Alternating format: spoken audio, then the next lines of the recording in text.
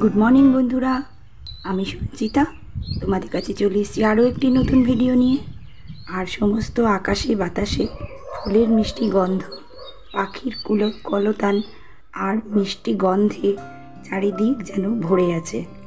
আর তোমরা আশা করছি সবাই ভালো আছো, সুস্থ আছো, সাবধানে আছো এবং মনে প্রচুর আনন্দ নিয়ে মায়ের আগমনী বার্তা তোমাদের প্রত্যেকের ঘরে ঘরে এবং মনে মনে ছড়িয়ে পড়েছে। তো চলো, আজকে এই ভোর 5টা এখন থেকেই ভাবলাম ভিডিওটা শুরু করে দিই। আর তোমাদের কাছে পৌঁছানোর জন্য আমি ভিডিওটা নিয়ে চলে এসেছি তোমাদের কাছ পর্যন্ত। আশা করব আমার এই ভিডিওটাতে তোমরা সম্পূর্ণ দেখবে এবং আমার সঙ্গে শেষ পর্যন্ত থাকবে। এবং ভিডিওটা ভালো লাগলে অবশ্যই একটা লাইক, কমেন্ট ও সাবস্ক্রাইব করে দিও। তো চলো, দেখতেই পাচ্ছ সকাল থেকে রান্না করে নিচ্ছি। আর কি বলো তো, আজকে প্রচুর কাজ, সারাদিন একটুও দমে ফেলার সময় নেই। তাই জন্য ওর বাবাকে বললাম যে তুমি একটুখানি টিফিন কিনে নিয়ে এসো। ওর বাবা টিফিন কিনে নিয়ে এসছে মিষ্টির দোকান থেকে, ওই পেটা পরোটা আর আলুর দম। আজকে এই আমরা টিফিনে খেয়ে নেব। আর ওর বাবা যেহেতু এসব পছন্দ করে না, তাই জন্য বাবা বললো আমাকে একটুখানি শশা চানাচুর দিয়ে মুড়ি মাখিয়ে দাও, আমি খেয়ে নেব। তাই যাই হোক, ওর বাবাকে শশা চানাচুর দিয়ে মুড়ি দিয়ে দিয়েছি। আর আমরা অমনি টিফিনটা খেয়ে নিয়ে, আর আমি দেখতেই পাচ্ছ আমি ওইটা কুমড়ো শাক ছিল, বাড়ির পাশের বাড়ির একজন দিয়ে গিয়েছিল, সেই কুমড়ো শাকটা কেটে করে নিলাম। আর ওর বাবা মাছের মাথা নিয়ে এসেছিল অনেকটা, সেই মাছের মাথা দিয়ে বাঁধাকপি করে নিলাম। কারণ এই মাছের মাথা দিয়ে বাঁধাকপি খেতে আমাদের বাড়ির সবাই ভালোবাসে। আর এই তরকারিটা একটু বেশি করেই করছি, সকালেও ভাতে খাবো আর বিকেলবেলার জন্য রেখে দেবো, রুটিতে খেয়ে নেবো। তাহলে বিকেলবেলাও একটু সময়টা পাবো হাতে, আর রান্না করতে হবে না, কটা খালি রুটি করে নেবো, ব্যাস, তাহলেই হয়ে যাবে। এই দেখো আমি রান্নাগুলোও করে নিচ্ছি, কারণ আজকে এত সারাদিন কাজ। আর তোমরা তো জানোই, তোমাদেরকে বলেছিলাম যে আমরা পুজোর সময় বেরিয়ে যাচ্ছি, আমরা অষ্টমীর দিন সকালবেলা বেরিয়ে যাচ্ছি। আমাদের 8:30টার সময় ট্রেন আছে। আর যেহেতু 8:30টায় ট্রেন, সেহেতু আমরা সকালবেলা একদম 5টার সময় আমাদের বেরোতে হবে। সেই জন্য আমার গোছগাছ এখনও পুরোপুরি হয়নি। আর ওই মোটামুটি আমার ব্যাগটাগুলো গুছিয়ে নেব, মেয়ের ব্যাগটা গুছিয়ে দেবো। সব এমনি পাট করে গুছিয়ে রেখেছে, কিন্তু সুন্দর করে প্যাকিংটা হয়নি। তো যাই হোক, এই তরকারি করে নিয়ে আর রান্নাঘরটা পরিষ্কার করে নিয়ে আমি এবারে চলে যাব ঘরে, কারণ ঘরে অনেক কাজ আছে জানো। তো এই তো হয়েই গেল, দেখো বাঁধাকপিটাও হয়ে গেছে। আর আমার অনেকটা চিংড়ি মাছ ছিল, সেই চিংড়ি মাছটা দিয়ে একটুখানি মালাইকারির মতো ঝাল করে নিলাম শুকনো করে, কারণ মাছ ছাড়া তো খাওয়া যাবে না, সেই জন্য। আর এই চিংড়ি মাছটা দুপুরবেলা খেয়ে নেবো, তাহলে তরকারিটা কম লাগবে। আর সকালবেলা বাসন মেজে রেখেছিলাম, জলটা ঝরে গেছে বলে বাসনগুলোকেও জায়গা মতো তুলে দিলাম। কারণ কী বলতো, রান্নাঘরে এদিক ওদিক ছড়িয়ে ছিটিয়ে জিনিস থাকলে না একদম ভালো লাগে না দেখতে। এই যত কাজই হোক না কেন, সব পরিষ্কার পরিচ্ছন্ন করে তারপরে আমি রান্নাঘর থেকে বেরোই। যেখানের যে জিনিসটা থাকে সেখানে সেটা পরিষ্কার পরিচ্ছন্ন করে দিয়ে আমাকে বেরোতে হয়। তো আমি কদিন ধরেই ভাবছিলাম যে শাঁখা পলাটা পরিষ্কার করব। এই দেখো, একটা লিকুইড দিয়ে আমি আমার শাঁখা পলাগুলো পরিষ্কার করছি। এটা অবশ্য আজকের ভিডিও না, এটা আমি মহালয়ার আগে করেছিলাম, সেটা তোমাদের দেখাচ্ছি যে আমি এই শাঁখা পলা আর সবসময় যে চুড়িগুলো ব্যবহার করি সেগুলো কিসে ডুবিয়ে রাখছি। তোমরা দেখতে থাকো আমার ভিডিওটা, আমি লাস্টে দেখাবো যে আমি কিসে ডোবালাম। আর এই সলিউশনটা ডোবালে এত সুন্দর পরিষ্কার হয়, মানে তোমরা যতক্ষণ না নিজেরা করে দেখবে ততক্ষণ বুঝতে পারবে না। আমি কি করলাম বলো তো, শাঁখা পলাগুলো সকাল থেকেই ভিজিয়ে রেখে দিয়েছিলাম। মানে এটা যেদিনের ভিডিও, এটা অবশ্য মহালয়ার আগের দিনের ভিডিও, কারণ মহালয়া এসে যাচ্ছে আর তোমার দেবীপক্ষ পড়ে যাচ্ছে বলে আমি কিন্তু মহালয়ার আগে এই শাঁখা পলাটা পরিষ্কার করেছি। আর এই ভিডিওটা তোমাদের সঙ্গে শেয়ার করা হয়নি বলে, তাই জন্য আমি ভিডিওটা আজকের ভিডিওর সঙ্গে অ্যাড করে দিলাম। তো এই শাঁখা পলাটা আমি পরিষ্কার করব বলে প্রায় 2 ঘন্টার মতো ডুবিয়ে রেখেছিলাম এই লিকুইডটাতে। এবং দেখো, এই 2 ঘন্টা পর আমি এইটা ব্রাশ দিয়ে সুন্দর করে পরিষ্কার করে দিচ্ছি। আর কত ময়লা বেরিয়েছে বাটিটাতে, নিশ্চয়ই তোমরা দেখতে পাচ্ছ যে কত ময়লা বেরিয়েছে। আর কী বলো তো, সবসময় এগুলো পড়ে থাকি, তো পড়ে থাকার জন্য না, ধরো ঘরের তো সব কাজই করছি আর সব সময় আমি এই শাঁখাটা পরে থাকি। আমার মা বলেছিল, বলে পরে নে, তুলে রেখে দিয়ে কী হবে, অকেশনালি পরে কী হবে, তা পরে নে শাঁখাগুলো। তা সেই জন্য আমি শাঁখাগুলো সবসময় পরেই থাকি মায়ের কথা শুনে। তা মা বলল যে শাঁখাগুলো সবসময় পরে থাকিস, একটু পরিষ্কার করতে পারিস না? তা আমি পরিষ্কার করি কি বলো তো, সবসময় তো আবার শাঁখা খোলা যায় না। কোন দিন বৃহস্পতিবার, কোন দিন মঙ্গলবার, কোন দিন শনিবার, এইসব তো আমাদের হিন্দু ধর্মের এসব মানি আছে না। সেই জন্য কী করব, এটা ওই আমাকে এটা খুলে, এবার পুজো এসে গেছে যেহেতু, সেহেতু আমাকে পরিষ্কার করতেই হবে, কারণ হাতে যদি এই শাঁখাগুলো থাকে কি বাজে দেখতে লাগে। এই দেখো, আমি ব্রাশ দিয়ে ঘষে দিলাম। আর যদি তোমরা সোনার জিনিস এই লিকুইডটাতে দিয়ে, তোমাদের যদি পুরনো কোনো সোনার জিনিস থাকে যেটার ধরো গ্লেজ নষ্ট হয়ে গেছে, এই যদি লিকুইডটাতে তোমরা দিয়ে আর ভালো করে একটু ব্রাশ করে নাও, বেশিক্ষণ ডুবিয়ে রেখে দেখবে এত সুন্দর হয়, পুরো পলিশের মতো লাগে দেখতে। তো সব কাজ করে আমি এবার চলে এলাম, রান্না টান্না করে খাওয়া হয়ে গেছে, স্নান হয়ে গেছে, আমি এবার চলে এলাম আমার ঘরে, কারণ আমার ব্যাগটা গোছাবো। আমার ব্যাগে জামা কাপড় সব এসে গেছে। তোমাদের তো আগের দিন দেখিয়েইছিলাম যে আমার পুজোর যা শপিং করেছি, যা জিনিসপত্র, ওই যে আমার সমস্ত জামা টামা সব গুছিয়ে রেখে দিয়েছি। এগুলো খালি প্যাকেট করে ঢোকাবো। কেন প্যাকেটে করে নিই জানো? একটা তো সুবিধা হয় যে কোন দিন কোনটা পরবো, একটা প্যাকেট বার করলে আমার 2 দিন কি 3 দিন হয়ে যাবে।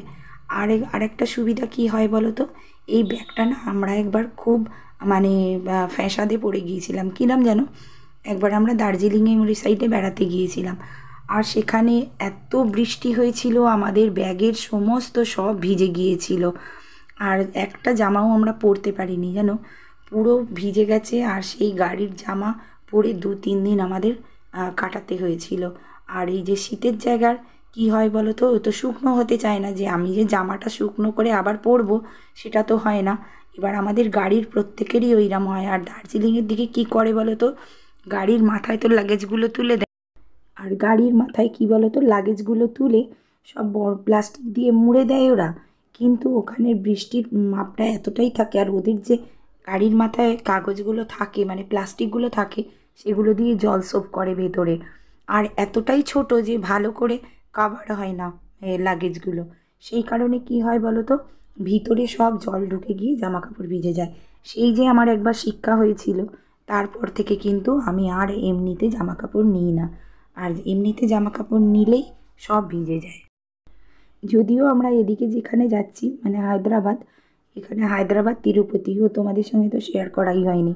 হায়দ্রাবাদ তিরুপতি যাচ্ছি আমরা। হায়দ্রাবাদে কিন্তু প্রচুর গরম, কিন্তু হলেও ট্রেনে যখন ট্রাভেল করব, তখন যদি ট্রেনে যখন ট্রাভেল করব তখন তো নিচ থেকে জল বয়ে আসতেই পারে, কোনো বাচ্চা টয়লেট করে দিতে পারে, বা বড়দের হাত থেকেও যদি জল পড়ে যায়, সেটা কি হয় বলো তো, বাঙ্কের তলায় তো রাখতে হয় ব্যাগগুলো, তখন কিন্তু ওই তলা দিয়ে জল সোপ করে কিন্তু সব ব্যাগটা ভিজে যাবে আমার। সেই কারণে আমি আরও প্লাস্টিকে করে সমস্ত জামা কাপড়গুলো নিই। এতে আমার সেফটি থাকে, কোনো চিন্তা থাকে না। আর ব্যাগটা যদি নোংরা হয়ে যায় বা ব্যাগটা যদি ভিজে যায়, সেটা আমি পরে ওটাকে ভালো করে কেচে বা পরিষ্কার করে নিতে পারবো। এতদিনের জন্য যাচ্ছি, ওখানে গিয়ে যদি কোনো অসুবিধা হয় বা কিছু, সেই জন্য আমাকে ওষুধও নিতে হবে। তা আমি ওষুধগুলো নিয়ে নিয়েছি, আর ওআরএস নিয়েছি অনেকগুলো, কারণ হায়দ্রাবাদে প্রচুর গরম, আর ওআরএস খেলে কী হয় বলো তো, অনেকটা ক্লান্তি দূর হয়। তা সেই কারণে আমি ওষুধও নিয়ে নিলাম, কারণ পটি যদি লুজ মোশন হয় বা জ্বর হয় বা কোথাও গায়ে হাত পায়ে ব্যথা হয়, কোথাও হঠাৎ করে চোট লাগলো, এইসব নানা রকম আমাদের এই ওষুধগুলো নিয়ে নিলাম সব। তারপরে অ্যাসিডিটির ওষুধ, কারণ বাইরে বেড়াতে গিয়ে জানো তো খাবারের টাইমে ঠিক থাকে না, অনেক সময় অ্যাসিডিটি হয়, বা কোনো ব্যথার ওষুধ খেলে সেখানেও অ্যাসিডিটির ওষুধ খেতে হয়। সেই জন্য একটু অ্যাসিডিটির ওষুধও নিয়ে নিলাম, আর পটির ওষুধ নিয়ে নিলাম, কারণ বাইরে গিয়ে জানো তো অনেক সময় কী হয়, আমাদের বাইরের জল স্যুট করে না, সেই কারণে পটি শুরু হয়ে যেতে পারে। তা যাই হোক, এটা অবশ্য বেশি হিল এরিয়ায় হয়, আর হায়দ্রাবাদে যেহেতু প্রচুর গরম, সেহেতু ডিহাইড্রেশনের জন্য হতেও পারে যে লুজ মোশন হয়তো শুরু হয়ে যেতে পারে। তা যাই হোক, সেই জন্য সমস্ত ওষুধ প্যাকিং করে নিলাম। আর হচ্ছে কি, কিছু আমার এই সাজগোজ নিয়ে নিলাম, কারণ সাজগোজগুলো আমাকে নিতে হবে। মেয়ে যাচ্ছে যেহেতু, ওর সমস্ত, আমি বিশেষ কোনো সাজগোজ করি না, ওর জন্যেই আরও বেশি নিতে হবে। আর এগুলো তো লাগেই বলো মেয়েদের, এই সাজগোজের বক্সটা না হলে হয় না, সেই জন্য সাজগোজের বক্সটাও নিয়ে নিলাম। এটাও আগে থেকে গুছিয়ে নিলাম। এবার যেহেতু পুজো আছে, পুজোর সময় তো মেয়ে 2-1 দিন বেরোবেই, কারণ বললো যে মা আজকে বন্ধুদের সঙ্গে ঠাকুর দেখতে যাব, আর যেহেতু পুজোর মধ্যে আমরা বাইরে চলে যাচ্ছি, সেহেতু ওর এখানে কলকাতার ঠাকুর দেখা হবে না, তাই জন্য আগে থেকেই শুরু করে দিয়েছে ঠাকুর দেখা। ও যেহেতু বন্ধুদের সঙ্গে যাবে আর আমার কিছু গোছানো হয়নি বলে, তাই জন্য আমি ঠাকুর দেখতে বেরোইনি জানো। ও বলছে যে বন্ধুদের সঙ্গে যাব যাব, তাই কাছাকাছির কয়েকটা ঠাকুর দেখেছে আর বেরোবে বলছে। তা আমি বললাম যে তোর কিছু কেনার জিনিস আছে সেগুলো কিনে নে, তারপরে কিনে নিয়ে নয় কালকে সকালবেলা বেরোবি কোন। তো আর আমি দুজনে মিলে দুপুর দুপুর বেরিয়ে গেলাম, কারণ কসমেটিক্সের দোকানে এত ভিড় হয়েছে, এত ভিড় হয়েছে কি বলবো। তা যাই হোক, আমরা যখন গিয়েছিলাম আমাদের এই যে কসমেটিক্স কেনে আমার মেয়ে যে দোকান থেকে, তাকে ফোন করলাম। সে বললো হ্যাঁ বৌদি তাড়াতাড়ি চলে এসো, এখন ফাঁকা আছে। তা আমি চলে গেলাম তার দোকানে এবং গিয়ে দেখলাম যে ভিড়টা একটু কমে গেল। কমে যাওয়ার পর আমরা তো দাঁড়াতেই পাচ্ছিলাম না, তবু মেয়ের যা যা লাগবে ও নিয়ে নিল। আসলে জানো তো, ছেলে বাচ্চা হলে না, ছেলে সন্তান হলে না এই সব ঝামেলাগুলো থাকে না জানো তো। মেয়ে সন্তান হলে কিন্তু এগুলো বছরে তোমাকে দিতেই হবে, কিচ্ছু করার নেই। আর সমস্ত কিছুই মেয়েদের জিনিস। আর ও যখন এটা নেবো ওটা নেবো করছিল, আমার সেই ছোটোবেলার কথা মনে পড়ছিল যে আমার বাবাও জানো তো, ওর বাবা যেরকম, যে আমার হাতে টাকা দিয়ে দেয় আর সব জিনিস কিনে দিতে বলে, যে তুমি যাও নিয়ে গিয়ে কিনে দাও। আমার বাবাও ঠিক ছিল ওর বাবার মতো। আমার বাবা আমার মায়ের হাতে টাকা দিয়ে দিত, আর আমার মা কী করতো বলো তো, আমাদের সবাইকে একসঙ্গে নিয়ে যেত দোকানে, আমাদের ভাই বোনেদের, আর নিয়ে বলতো যার যেটা লাগবে নিয়ে নাও, তারপরে নেবার পরে পয়সা দেবো। তা যাই হোক, আর পুজোর সময় একবার সুযোগ পেতাম, আর সুযোগ পেলে কী হতো বলো তো, সেটাই তো আমরা সারা বছর ব্যবহার করতাম। তা যেহেতু, আর আমার মায়ের একটা ভালো গুণ ছিল জানো তো, যে বছরের যে জিনিসটা, সেই বছরের সেই সেরা জিনিসটা আমার মা আমাদের কিনে দিত। আর জামার দিক থেকে বলছো, জামা যদি আমাদের 4টে হয়, তার মধ্যে আরও পয়সা দিয়ে, আরও টাকা তার ভেতরে দিয়ে আমার মা আরও একটা বেশি করে জামা আমাদের দিত। কারণ জানো, ছোটোবেলা থেকে আমাদের দেবার কেউ ছিল না, আমার বাবাই আমাদের ওই 5 দিনের যা জামা কাপড় সব আমার বাবাই দিত। আমার মা ঠিক ম্যানেজ করে আমাদেরকে 5 দিনের জামা মা ঠিক মানে বার করে দিত। আর একটা হচ্ছে কি, এখনের মতো তো অনলাইন ছিল না, বা আমরা ছোটোবেলা থেকে জানো তো কোনো দিন জামা কিনে পরিনি রেডিমেড। আমার মা ওই সমস্ত কাপড় সুন্দর সুন্দর কিনে আনতো, কিনে এনে আর আমাদেরকে টেলারে নিয়ে গিয়ে জামা বানিয়ে দিত। আর সেই অভ্যাসটা আমাদের কিন্তু এখনও আছে। তা আমরা কোনো ভালো জামা কাপড় নিলে আমরা ফিটিংস জামা না হলে কিন্তু আমাদের মন ভরে না। তো যাই হোক, মা নিয়ে যেত, নিয়ে গিয়ে আমাদের প্রত্যেকের 1 মাস আগে থেকে আমাদের জামা রেডি হয়ে চলে আসতো। আর আর পুজোর আগেই কতবার যে সেই জামাগুলো পরা হয়ে যেত, আর তখন থেকেই ঠিক হয়ে যেত কোন জামাটা কোন দিন পরবো, তার সঙ্গে কোন চুড়ি পরবো, কোন টিপ পরবো, কোন লিপস্টিক পরবো। এবার যখন পুজো এসে যেত, তখন পুজোর সময় আর পরতে ইচ্ছা করতো না। এই রকম হতো জানো, এতবার পরা হতো আগে থেকে জামা কাপড়। তো এই যে দেখো, দেখতেই পাচ্ছ মেয়ের ব্যাগটাও সুন্দর করে গুছিয়ে দিলাম, আর ওরও সমস্ত প্যাকেটে করে নিয়েছি। কারণ এই ব্যাগটাতে না অনেক কিছু ধরে, ওর সব কিছু ধরে যাবে। ও বলেছে মা আমার ব্যাগ আমাকে আলাদা করে দাও, আমি ক্যারি করব, আর তোমার ব্যাগ তুমি ক্যারি করবে। তো এই তো ট্রেনে ওঠার সময় তাড়াহুড়োতে কিন্তু খুব অসুবিধা হয়। তো দেখো, এই ভিডিওটা দেখতে দেখতে একদম শেষ পর্যায়ে চলে এসেছি। তোমাদের যদি একটুও ভালো লেগে থাকে তাহলে অবশ্যই লাইক, কমেন্ট ও সাবস্ক্রাইব করে দিও। আর আমি তো জার্নি শুরু করছি অষ্টমীর দিন ভোরবেলা, তো তোমরা আমার সঙ্গে থেকো। তোমরা কিন্তু অবশ্যই আমাকে কমেন্ট করে জানাবে আজকের ভিডিওটা তোমাদের ভালো লাগলো কি না। আর পুজোর সময় তোমরা অনেক আনন্দ করো, আহ্লাদ করো, ভালো করে থেকো, সাবধানে থেকো। আর অবশ্যই একা একা রাস্তায় বেরোতে দিও না ছেলে মেয়েদের। আর এই দেখো, আমি এই ইজিতে ডুবিয়েছিলাম শাঁখাপলাটা, তো এটা দিয়েই পরিষ্কার করেছি। আজ এই পর্যন্ত, টাটা।